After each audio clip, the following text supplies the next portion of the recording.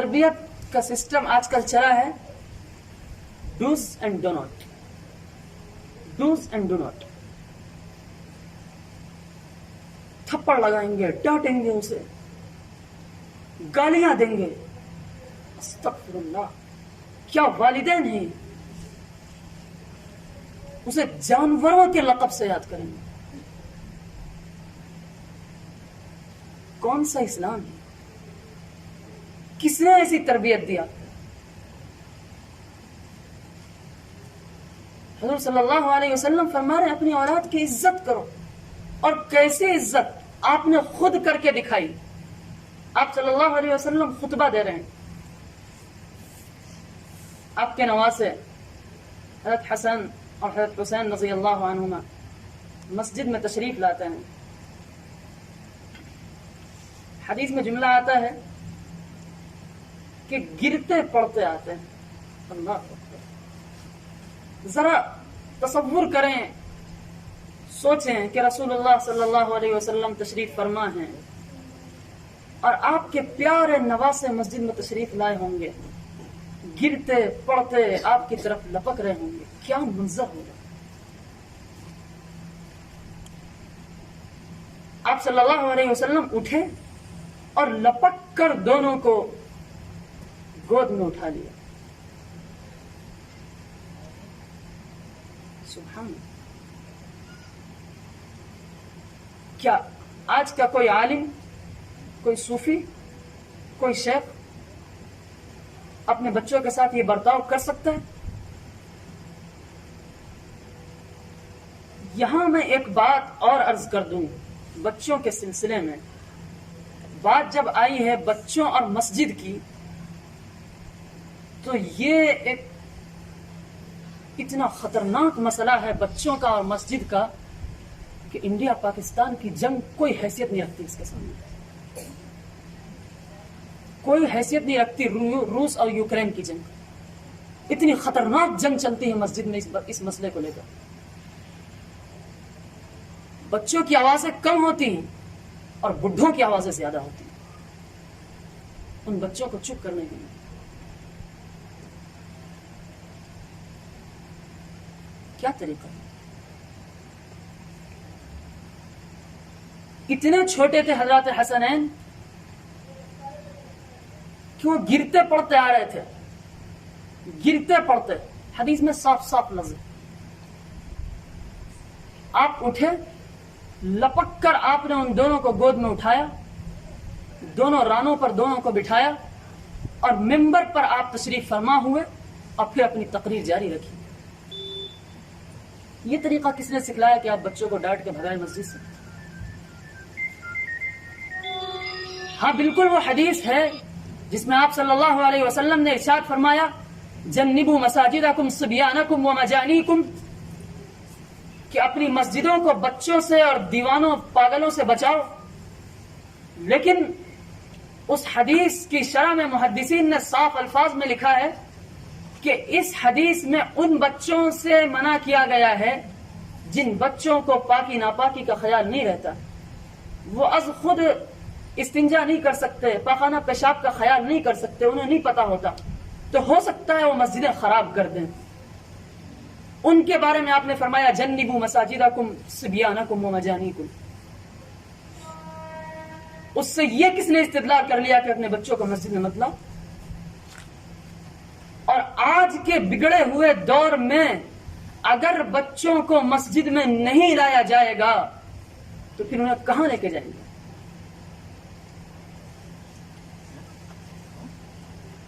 ہاں یہ مسئلہ کہ بچے شرارت کرتے ہیں، پوری توجہ سنیں اس کو.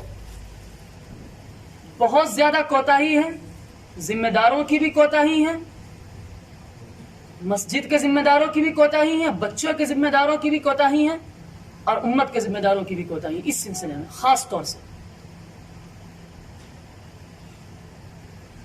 اگر آپ بہترین انقلاب اس امت میں اگلی نسل میں لانا چاہتے ہیں، پوری توجہ سے سنیے گا اس کو،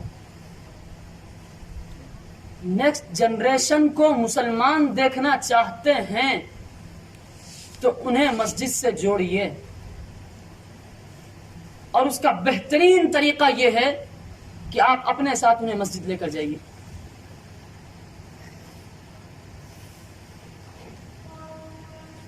پھر یہ کہ بچے صفوں سے گزرتے ہیں، نمازیں ٹوٹ جاتی ہیں. کس نے مسئلہ بتا دیا آپ کو؟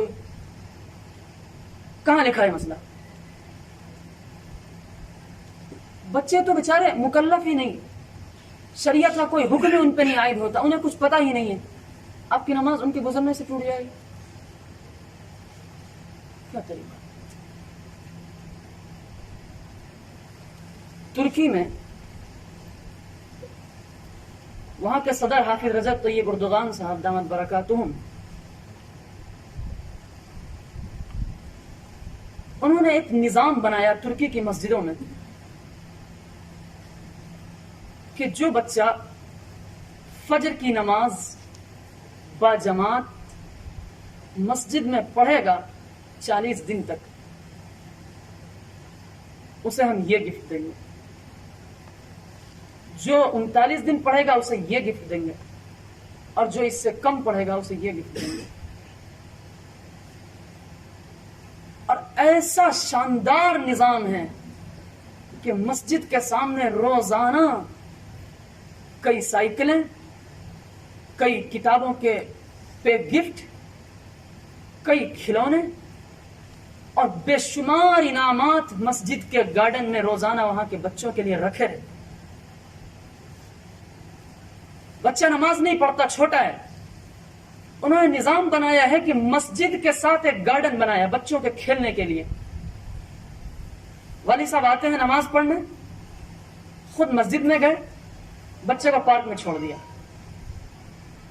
وہاں سسٹم یہ بنایا گیا ہے مسجدوں میں کہ سامنے آئینے لگائے گئے ہیں کانچ، اس سے پیچھے گارڈن میں دکھتا ہے.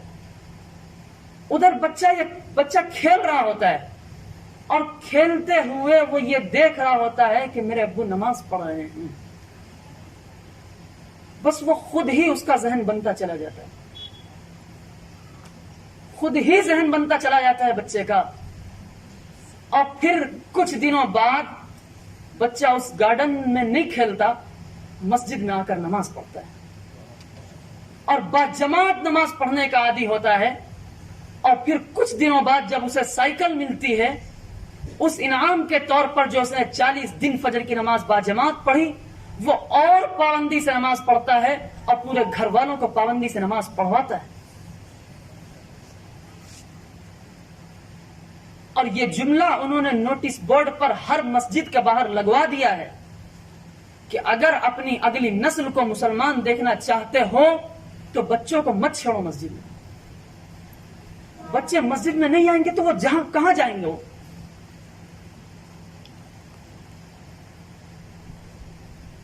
اس لیے بچوں کو مسجد میں لائیں.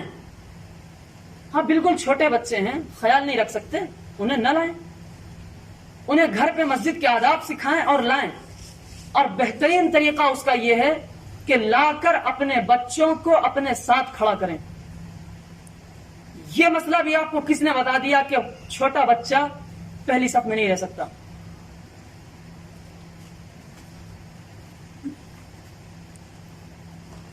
وہ ضرور آیا ہے کہ کندھے سے کندھا ملا کر کھڑے ہوں، لیکن اس کا یہ مطلب کس نے بتایا کہ کندھے سے کندھا اس لیول میں ملنا چاہیے؟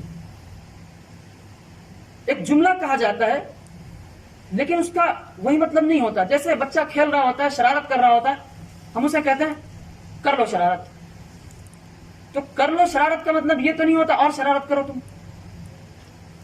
مطلب یہ ہوتا ہے تمہاری خبر لوں گا میں اگر تم نے شرارت بند نہیں کی.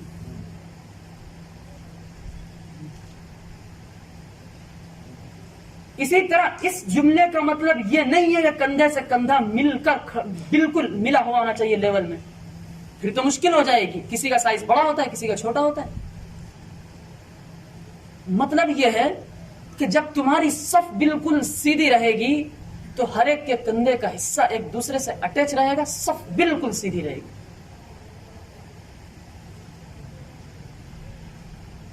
آپ اپنے بچے کو اپنے پاس میں لے کے کھڑے ہوں، پھر کس کی مجال مستی کرے گا مسجد میں؟ ہاں جب 10 جمع ہوں گے تو پھر تو اللہ اکبر.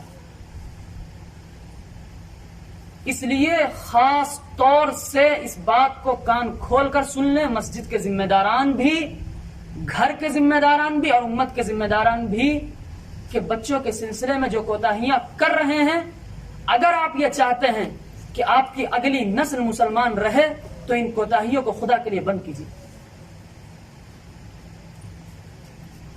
اور کوئی مسئلہ نہیں ہے، جتنے جو مسئلے ہیں وہ سارے میں نے آپ کے سامنے واضح کر دیے، اس کے علاوہ کوئی مسئلہ نہیں بتا سکتا.